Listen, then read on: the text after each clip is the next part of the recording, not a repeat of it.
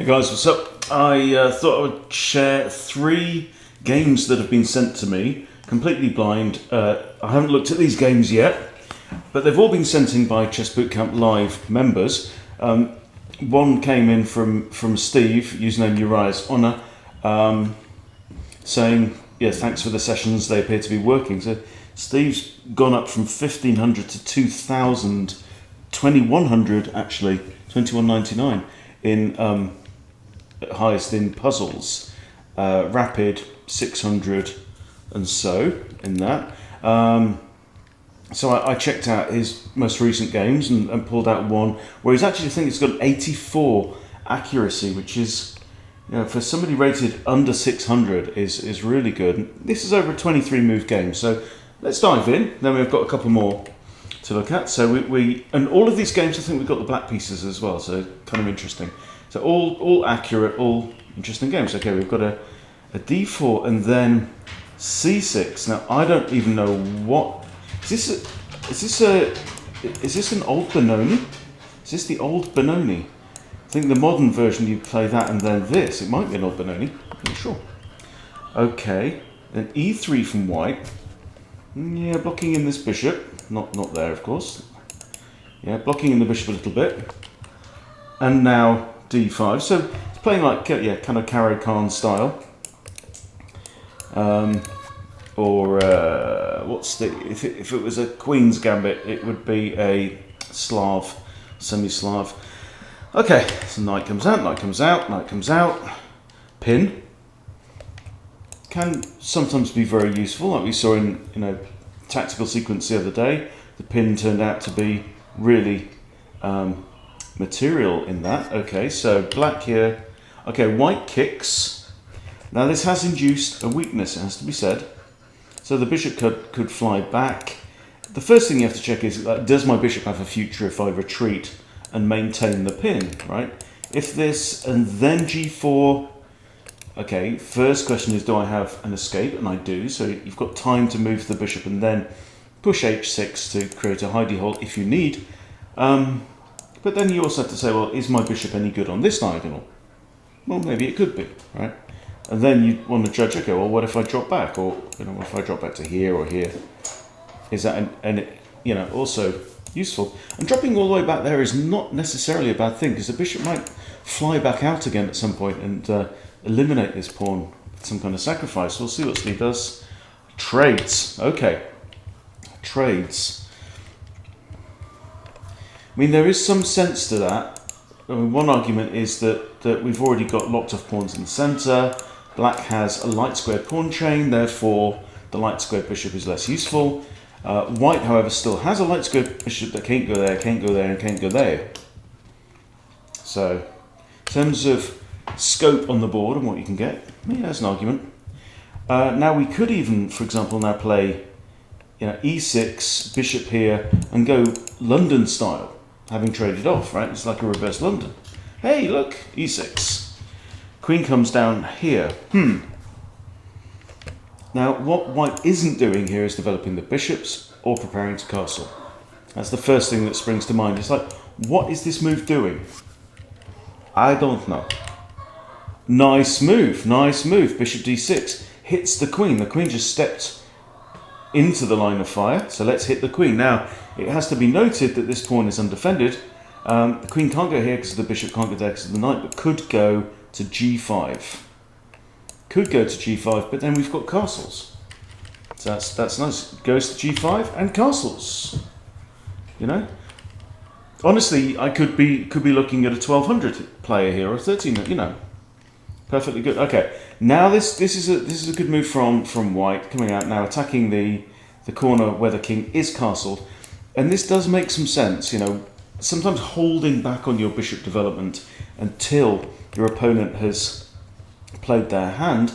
However, we do have our defensive knight in place, protecting h7. So, I mean, actually h6 here is not so bad because it comes with more tempo, right? And remember, we're covering a bunch of squares around this queen. So that's an idea. g6. my first reaction is I'm not a fan of this move, right? You don't want to move the pawns in front of your king unless you absolutely have to. And here, I don't think you absolutely have to. I really don't think you do. No, dropping the bishop back might be an idea with like knight here, double attack, you know, attacking lots of stuff. Knight d7, knight b to d7. Backing up this knight is an idea. I'm not convinced by g6. There's still a dark squared bishop on the board, so all white needs to do is move the e-pawn, and the dark squared bishop can come in and, you know, slice straight through your defences. So, yeah. Oh, what's that? That's just a blunder. Does your eyes honour spot the blunder? Yes. Oh. And with this move as well, so we have an attack on the knight, attack on the queen, and another attack on the queen. So we've simply just won a piece. And now there's tension a go-go because the knights and the queens are all facing off against each other. I expected white to take something. Now here, it's very important, you can't just take the queen because white then has a continuation. You have to recapture the knight first. Good move, well done. Now the queen is away, but we have an extra knight, boys and girls. So what I would be thinking, pretty straightforward, knight to here. Maybe rook e8 and knight in here. Don't know, but quite honestly, without this bishop, this queen's toothless. She's not going to cause anyone any problems. And that bishop's going nowhere right now because of our pawn here on e4, stopping the pawn on e3. So white's going to have to disturb that pawn, but in order to do that, it's going to have to push the f pawn. Then where's he going to put his king safe, you know? Both got around 15 minutes, okay. Okay, this is interesting. So I think what we're thinking of is maybe wiggling the bishop into this square. Cool. Okay, here comes the f pawn. As we said. Oh, well, I was expecting the bishop to come in here in the defensive role, but this is definitely offensive. And lo and behold, have we trapped the queen? Bishop covers that, pawn covers this, king covers this. I think the queen's going to have to take the rook in a desperate... I didn't even see that, and that was a really good spot. Fantastic. The queen has to sacrifice a big fat exchange, and now we are basically up a queen for an exchange. That's really cool. Okay, notice we have tension here. And of course we don't have tension anymore because beginners don't like tension at all. This is a bit of a pointless check. Falls to c3. But really, quite honestly, now you just need to get your knight into the game, something like this, and probably bring the rook over to d8. Okay, knight goes a6. Where's it going from there? Oh, yeah, we're going to target the c2 pawn. Yeah, nice thinking. I like. Here, I would not capture. Right? You don't want to allow white the luxury of undoubling those pawns in the middle of the board. Right?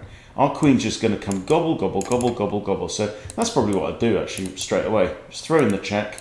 They push c3, gobble. Happy days. You take. Okay. See, the issue is here we're just trading pawns off, but we do have two attackers and one defender. So in theory, it is a free pawn. So I can understand the temptation. Okay. Now we win a pawn. And of course, also we're opening up the middle of the board where the king is still uncastled. This pawn move now means that the bishops are staring off and our bishop on g5 is undefended, so I would trade. Excellent, trade, fantastic. Queen e8, this is nice. It pins this pawn, means this pawn can't take this pawn. Now we're attacking this pawn 2 times.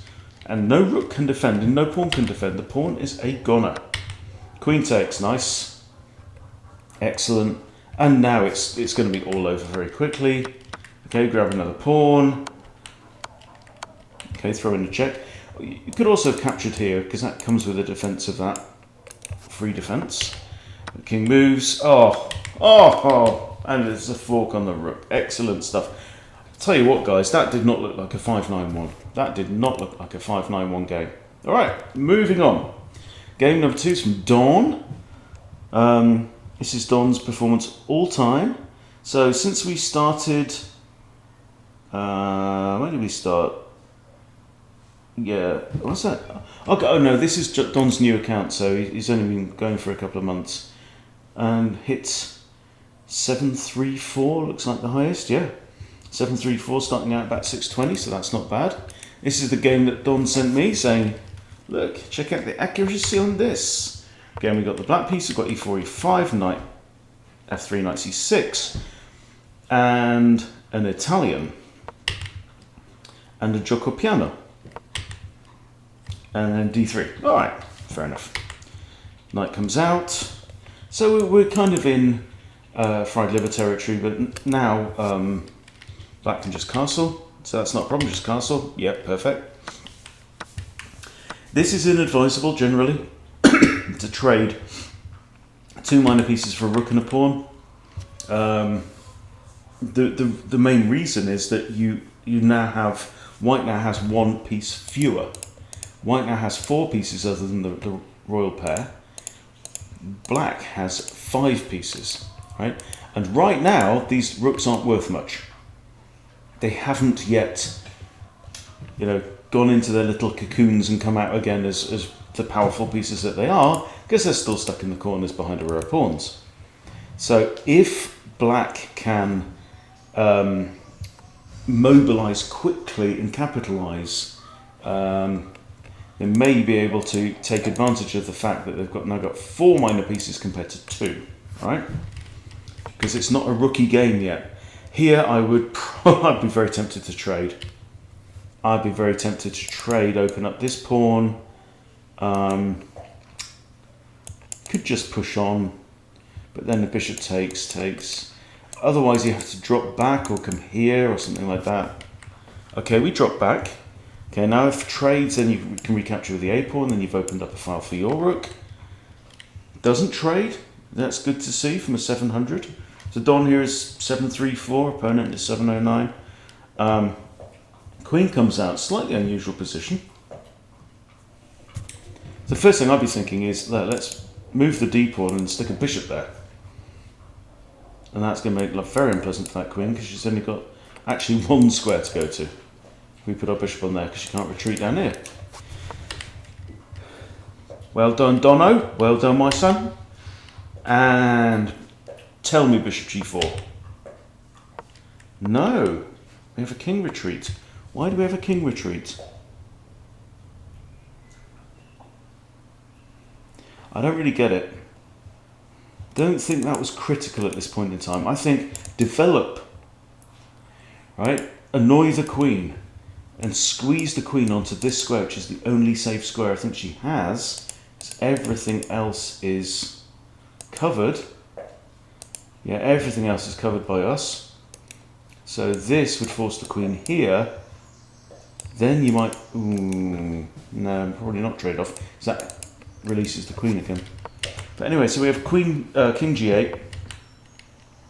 Bishop comes out. It's moving a developed piece twice, but there is a point to it, there's an idea to it. But if takes, you could take with a queen, takes, and then up with the queens off the board, exposing the king isn't such an issue. Here, I think this is crying out for knight d4, eh? Because we're hitting the queen, we're hitting c2. Queen has to defend c2 but can't go there, therefore the queen has to go back to the d1 square where she first came from. Okay, we have instead queen f8. Okay, so it's still defending the knight. She was defending the knight before. We've broken the pin, that's all. Still have this move. Knight comes in. Now this knight is no longer pinned.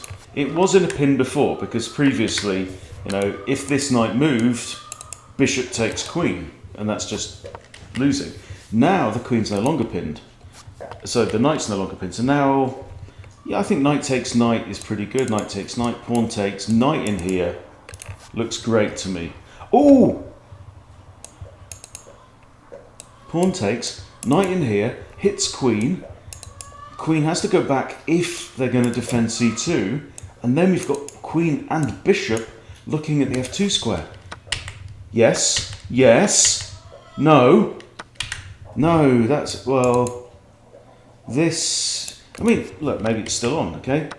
So Don trades queens, which does bugger up white's pawns, yes. Oh, and now knight in here hits c2 and f3, and f3 comes with a horrible fork as well. Oh, that's actually really sexy. Apologise, Don. You saw it better than I did. Oh, that's rubbish. Oh, no, no, no, no, no, no. You do not do it like that, right? You've just moved from one square where the knight hits you to another square where the knight hits you. Please take on f3. f3. Now the king is in check by a knight, therefore you can't block it. Therefore you either take the knight, which you can't, or the king has to move, and we're going to win us a bishop. Woo! And now it's going to be all over. But this game is 90% accuracy, and we're not even halfway through, guys. Okay, so this is a cute little move. Just say, my knight's going nowhere. Nowhere, pal. Right, I'll just defend it. Yeah, I'll make you come after me. And now look, we've got rook and 3 minor pieces against 2 rooks. That is going to tell. Okay, I really want this bishop to get involved in the game. I'd think about bishop h3, just make that rook look embarrassed. This is good. This is good. Okay, rook advances for reasons. Not quite sure. Not quite sure why. It can't get there, it can't get there, it can't get there. What's it doing on the 3rd rank? I think g2 would have been better. At least there it's doing a job by defending some pawns. And it's still in line with the king. But this is not looking pleasant now. Okay, pushes a pawn, pushes a pawn. Is that just giving up a pawn though? I mean, the thing is that Don's going to take any opportunity to trade rooks anyway, being ahead in material. Okay, here I would capture with check. Right, just ignore this. This doesn't matter when you can check your opponent. Excellent. Excellent. King takes. Oh no. Oh no, no, no, no, no. No, no, no. You've got now doubled isolated d pawns. Right, you take with the king. Yeah? Yes, you can get checked again, but then you can move. Right? Here we've got 4 pawns potentially all connected and 2 isolated. And now you've got 4 pawn islands. I do not. Okay, that's cute, but why? Why is the knight in there? I mean, yeah, it's a bit closer to the king. Oh, it can swing back here, actually. There's a thought. There's a bloody thought. Okay. Okay, king runs away. Knight, there you go, Don. Yes, I understand. Okay, so that would have been a fork with check and hitting d5. I think probably just rook f7.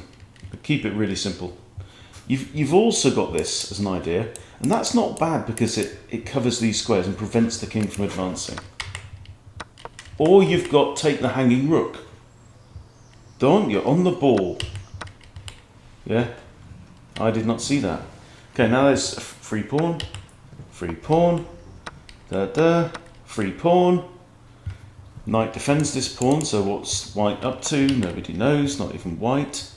Okay, king, I mean, this is just hopeless now. Oh, that was nice. That's a mature chess move, Don. Yeah? So we're saying I'm not only defending the rook, but now I'm going to threaten some kind of evil, discovered check. I like it. Oh no, white. Now look this.